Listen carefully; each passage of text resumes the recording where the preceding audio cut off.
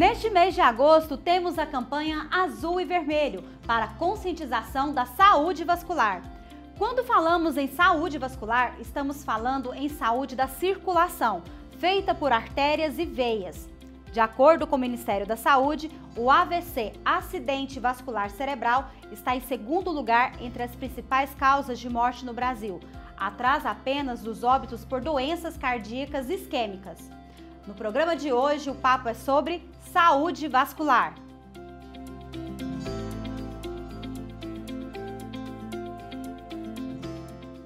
Recebemos aqui no Papo Médico o professor Dr. Igor Chagas Cardoso, formado em Medicina em 2011, residência médica em Cirurgia Vascular em 2016, doutor em Ciências da Saúde pela Faculdade de Medicina da UFG, professor do curso de Medicina da Faculdade de Anápolis e cooperado da Unimed Anápolis desde 2017. Doutor Igor Chagas Cardoso, bem-vindo ao Papo Médico. Muito obrigado Unimed Anápolis pelo convite, é um prazer imenso estar aqui hoje. Doutor, quando falamos de saúde vascular, nos referimos ao sistema circulatório. Como é o funcionamento do organismo com o sistema vascular saudável? Sim, um assunto muito relevante para a nossa saúde é a saúde vascular. Desde o embrião, desde o feto na barriga da mãe, o sistema vascular é desenvolvido. Ele é composto por vasos, as artérias, as veias, os vasos linfáticos. E esses vasos são responsáveis por toda a nutrição, toda a irrigação dos tecidos, dos órgãos e também pela drenagem deles. Então, para um bom funcionamento do nosso corpo, todo o sistema circulatório deve estar em pleno funcionamento. E quando há algum problema no sistema vascular, o que acontece no organismo? Bom, esse aí é o ponto que a gente tem que conversar e tem que estar bem claro, né? Essa alteração do sistema vascular pode afetar qualquer um dos órgãos do nosso corpo, seja ele o cérebro, uma alteração da circulação renal pode levar a uma insuficiência renal, uma obstrução de um vaso que leva sangue lá para a coxa, para a perna, pode levar a dor, pode levar a uma úlcera, pode comprometer aquele órgão. Então, a depender do órgão, aquela alteração vascular vai ter uma repercussão. Então, muito importante o cuidado com a saúde vascular. E quais são as causas das doenças vasculares? Nós podemos dividir as causas em duas. Temos as causas não modificáveis e as causas modificáveis. As não modificáveis são aquelas genéticas, né? O indivíduo já nasce com uma alteração genética. Então, ele irá desenvolver durante a vida ou até mesmo já nasce, tem uma alteração congênita da doença vascular. Essas causas, realmente, nós temos que tratá-las desde o início, a partir do diagnóstico precoce. Entretanto, as causas modificáveis são aquelas que nós podemos intervir antes de que a pessoa desenvolva a doença vascular. Então, são elas: tabagismo, hábitos de vida como sedentarismo, doenças como diabetes, né, o excesso de glicemia na corrente sanguínea, a hipertensão arterial, uma pressão elevada nos vasos. Então, podemos modificá-las através de uma alimentação saudável, através do hábito, da prática regular de atividade física. E nos casos que não são modificáveis, aí sim nós devemos fazer um diagnóstico precoce e tratá-la da melhor forma possível. Quais são as doenças não modificáveis que as pessoas já nascem com elas? Cita alguns exemplos. Sim, alguns casos muito comuns são os hemangiomas, as malformações vasculares congênitas e algumas são as causas das predisposições hereditárias. Então, algumas pessoas têm predisposição a ter dislipidemia, o excesso de colesterol no sangue. Então, essas pessoas devem ser rigorosamente examinadas e, à medida que desenvolvam qualquer alteração vascular, devem ser tratadas.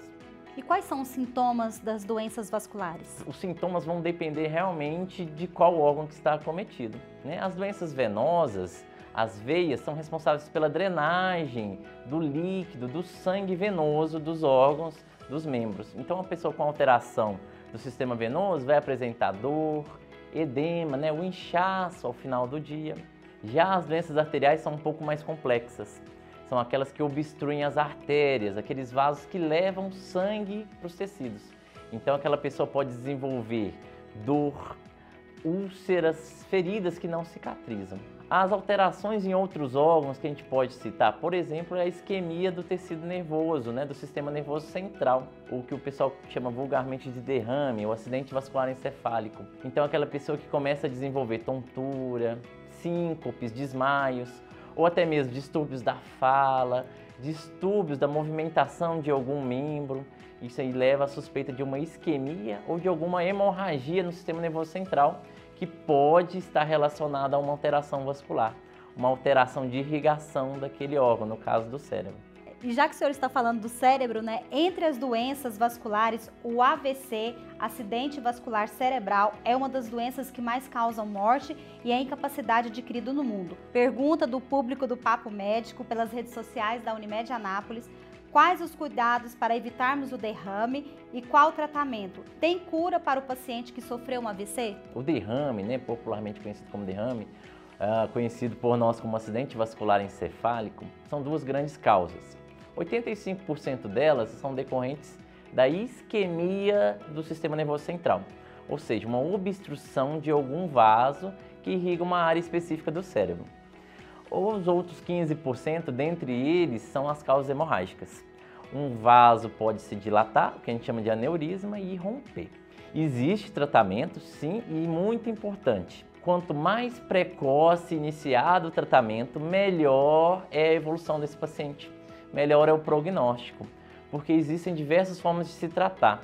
E quanto mais precoce, mais eficaz será esse tratamento. Para prevenir, então, é prevenir a isquemia ou mesmo a hemorragia desse órgão, é tratar bem dos vasos que irrigam o cérebro, os ramos das artérias carótidas, das artérias vertebrais que vão irrigar esse tecido. Como cuidar bem desse vaso? Ter hábitos de vida saudável, ter uma alimentação saudável, atividade física, controlar muito bem os níveis de pressão, o paciente hipertenso, manter a pressão controlada, o paciente diabético, controlar muito bem essa glicemia, para não lesar esses vasos que são muito sensíveis e não ocorrer a doença, né, dos vasos cerebrais, que acabam repercutindo, então, no acidente vascular encefálico. Outra pergunta do público do Papo Médico: quando a gente fala em isquemia, a gente está falando da obstrução dos vasos. Qual a relação dessa obstrução dos vasos com a trombose? Quando se forma uma obstrução no vaso, nós chamamos de trombo, né? Então, uma obstrução local do vaso é um trombo. Esse trombo pode ser tanto arterial quanto nas veias, um trombo venoso. Diversas causas podem desencadear a formação desses trombos. Há um tempo atrás passamos pelo período da pandemia em que vimos que um vírus também é uma causa da formação de trombos, seja nas veias principalmente, mas também nas artérias. Outras causas, pacientes que têm a predisposição genética que a gente conversou, um paciente que tem uma tendência a formar trombos, uma coagulopatia. Então, se eu identificar precocemente essa predisposição, eu posso tratá-lo, prevenir de formar esse trombo. Quando forma esse trombo dentro do vaso, nós vamos atrapalhar a função do vaso. Quando forma um trombo dentro de uma artéria, nós vamos atrapalhar a perfusão do tecido. A artéria nada mais é, as artérias são aqueles vasos que captam os nutrientes do sistema do gastrointestinal, que captam o oxigênio do sistema respiratório e leva para todas as células. Se eu obstruo essa artéria, esse vaso, esse cano tão importante, esse tecido vai sofrer. Então temos aí a isquemia. No caso do trombo venoso, a importância da veia para o nosso organismo é o quê? Fazer a drenagem. Se eu obstruo essa drenagem venosa, o paciente vai ter um edema, pode evoluir com muita dor e esse trombo pode se desprender. Se ele desprende, ele vai evoluir com outra doença que nós chamamos de embolia pulmonar, que é uma das grandes causas de óbito, se não tratadas precocemente. Então, o trombo, né, essa obstrução do vaso, quanto mais precoce identificada, melhor vai ser tratado. E como que é o diagnóstico das doenças vasculares? Muito bom. O diagnóstico começa lá na consulta com o seu médico. Então, o médico, desde a sua conversa, ele vai buscar alguns sintomas que se relacionam assim, às doenças vasculares, vai te examinar, buscar sinais, alterações da pele, úlceras, alteração dos pulsos, e aí sim ele vai solicitar alguns exames complementares. Dentre os exames complementares, um exame muito importante para nós cirurgiões vasculares é o ecodoppler vascular, a ecografia vascular. É um exame que possibilita a identificação daqueles trombos, a identificação de dilatação dos vasos, a identificação de algumas alterações que podem ser tratadas de forma precoce.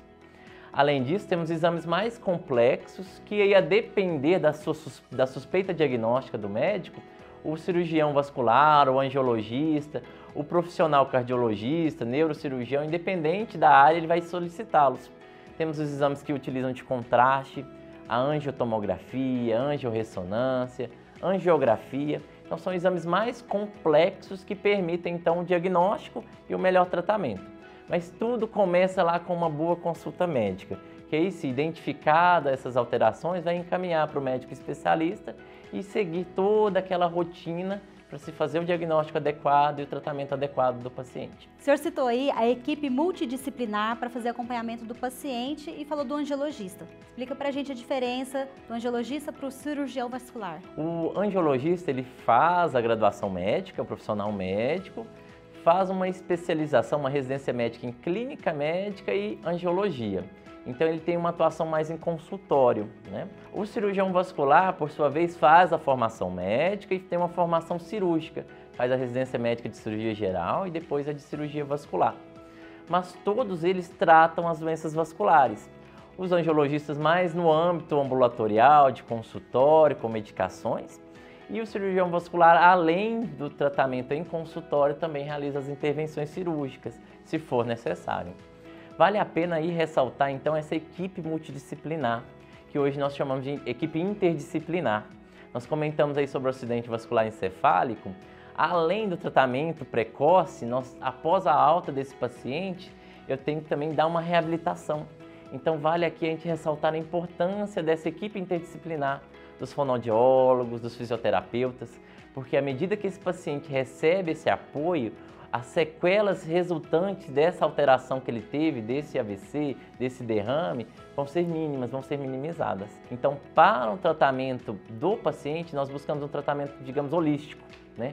Tanto com a equipe médica especializada, quanto também com os outros profissionais de saúde. Precisamos também do apoio da família, né? Então, na família é que a gente encontra uma rede de apoio para o tratamento desse paciente, para que realmente a gente possa alcançar o sucesso do tratamento. E melhor do que tratar a doença é preveni-la, né? Como prevenir as doenças vasculares? O senhor já deu algumas dicas aí pra gente, atividade física, né? Boa alimentação. Vamos reforçar para o nosso público. Perfeito. Então, se nós conseguimos promover saúde, nós conseguimos fazer uma prevenção adequada, esse paciente não vai evoluir com as complicações das doenças vasculares. Importantíssima alimentação, tudo começa com alimentação. Buscar alimentos mais saudáveis, ricos em fibras, com baixo consumo de gorduras. Importantíssima atividade física. Nós sabemos que para a prevenção cardiovascular, exercício físico, pelo menos de 30 minutos com esforço, indicados de forma adequada, traz um grande benefício para esse paciente. Eliminar aqueles hábitos deletérios, tabagismo, consumo excessivo de bebida alcoólica, tudo isso lesa os vasos, tudo isso prejudica a nossa saúde vascular.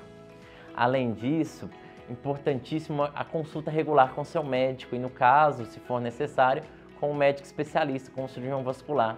Porque, como dissemos, um diagnóstico precoce possibilita um tratamento precoce da lesão, com redução das sequelas que essa doença vascular pode trazer. E nós sabemos que as sequelas, né, a doença vascular pode levar à amputação, pode levar até mesmo ao óbito. Então, antes que chegamos a esse estágio da doença, e se for necessário, fazer o diagnóstico precoce, né? Fazer a promoção da saúde, a prevenção e o diagnóstico precoce. Doutora, e a gente ainda tem aqui, para encerrar, a participação do público do Papo Médico, duas perguntas: mito ou verdade? Vinho e gordura de porco. Bom ou ruim para a saúde vascular? Então, devemos individualizar. Nem sempre o que é bom para uma pessoa é ruim para outra, né? A gordura de porco, muito comum na nossa região, é uma gordura saturada. Então, se esse paciente já tem uma predisposição ao depósito de gorduras nos vasos, tem uma dislipidemia, para esse paciente é totalmente deletério, é muito ruim esse consumo. O consumo do vinho, existem diversos estudos que o vinho tem algumas propriedades terapêuticas para o sistema cardiovascular, mas se essa pessoa tem alguma predisposição a desenvolver alguma doença cardiovascular, ele já passa a ser ruim. E querendo ou não, o vinho também tem um alto teor alcoólico, e o teor alcoólico acaba sendo deletério para a parede do vaso. Então vai depender muito de cada paciente, da quantidade que se ingere esses elementos, esses alimentos. Então, muito cuidado, né? Antes, vale a pena uma consulta com o seu médico, uma orientação com o especialista, antes de fazer o consumo desses alimentos, tá certo?